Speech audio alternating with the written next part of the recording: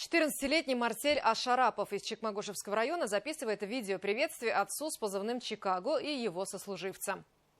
Командиру 3-го взвода РМО Баграм, сыграю вам смуглянку.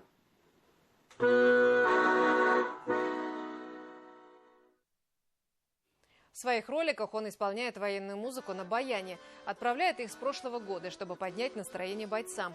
Любовь к музыке у Марселя пробудила его мать. Класс баяна выбрал сам. В прошлом году юноша успешно окончил музыкальную школу, сейчас старается участвовать во всех районах и республиканских конкурсах, не пропускает и концерты в Чекмагуше. Также Марсель самостоятельно освоил струнные инструменты, укулеле и гитару. Не отстает и его брат Оскар. Сейчас первоклассник учится играть на фортепиано. Баян купили в Стерлитамаге. Нам продал баянист, музыкант. Какую музыку играешь?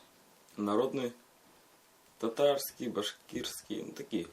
Для бойцов я играю гимн России, прощение славянки, и так далее. Смуглянку я решил сыграть, потому что песня веселая, поднимает боевой дух солдатам. Эту песню играли деды, пели они. Когда его папа дома был, он постоянно слушал, как играет сын на баяне.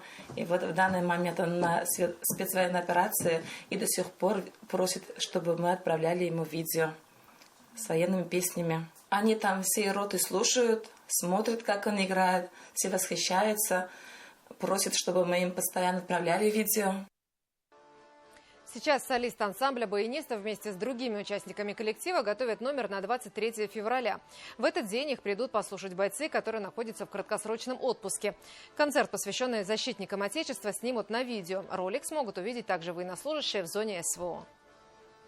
Подготовили песню Новикова «Дороги». Хотели бы поддержать наших бойцов, которые находятся в зоне боевых действий, а также которые приехали сейчас, может быть, в отпуск к своим родным.